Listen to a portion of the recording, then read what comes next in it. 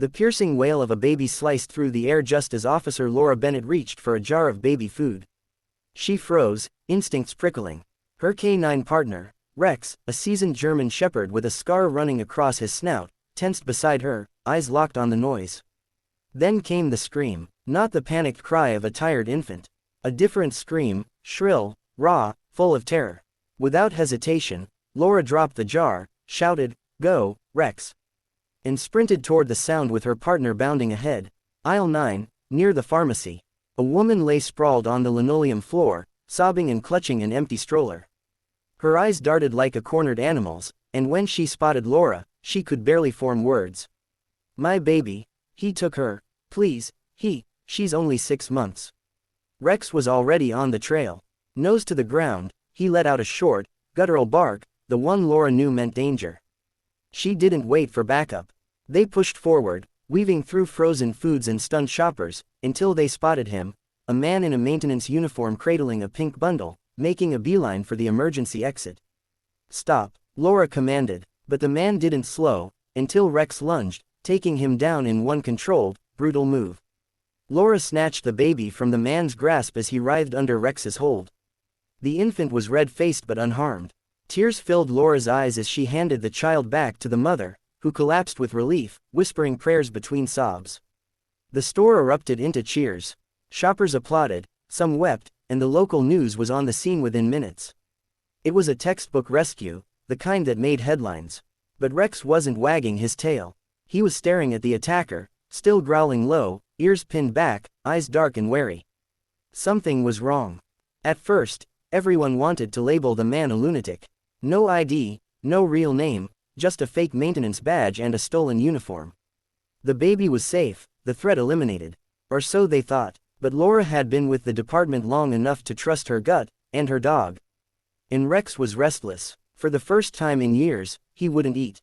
He paced at night, he growled at shadows. Then came the break. A junior officer reviewing the supermarket security footage flagged something odd.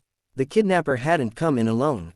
A woman had entered 5 minutes before him, no baby, no cart, and walked directly to the pharmacy before slipping out the side exit. Her face was obscured by a wide-brimmed hat, but something about her posture stuck with Laura. Digging deeper, Laura found similar cases across 3 states, mothers momentarily distracted, babies vanishing, only to be rescued in dramatic scenes. Sometimes the kidnappers escaped, sometimes they were caught, but every time, they were nobodies, men and women with no past, no records, and eyes that looked empty. Rex's instincts had been right. The department wasn't convinced. Too many coincidences, too few facts. Laura was told to let it go, celebrate the win. But she couldn't, not with Rex still agitated. Not with a hunch that burrowed deep into her bones. She took vacation days, started investigating on her own. Each thread led to another: abandoned warehouses, suspicious disappearances, unregistered adoption agencies. And everywhere, strange gaps in evidence, as if someone was always a step ahead. One night, after visiting a small town in Indiana where another rescue had occurred, Laura and Rex were ambushed. A black SUV blocked her car on a rural road. Men in tactical gear tried to rip her door open, but Rex went berserk, tearing into them like a beast unleashed. They barely escaped, tires shredding gravel, adrenaline pounding through her veins. She couldn't ignore it anymore. This wasn't random, it was a network, a black market child trafficking ring that used chaos as cover, staging dramatic abductions and rescues to deflect attention. Make people feel safe, make them cheer, but someone was onto her now.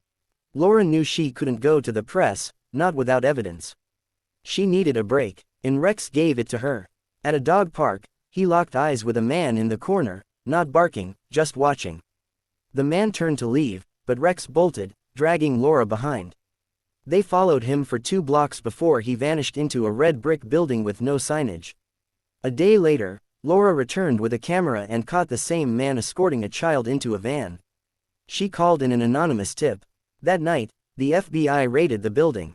It wasn't a warehouse, it was a front for an illicit adoption mill, one connected to several missing child cases.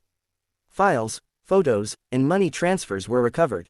Arrests were made, and Laura, off-duty, unsupported, and with a dog who wouldn't let her sleep, had cracked it wide open.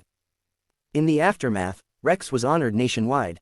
News stations played clips of him taking down the supermarket kidnapper. But Laura knew the real story was quieter, darker, and far from over. Some of the kids were reunited with their families. Some were still missing. The ring had been fractured, not destroyed.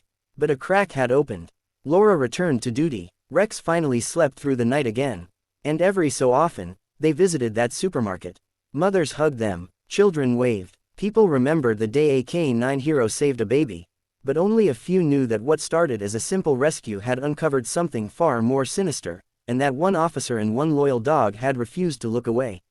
In the end, it wasn't just a story of heroism. It was a story of instinct, trust, and relentless pursuit of the truth.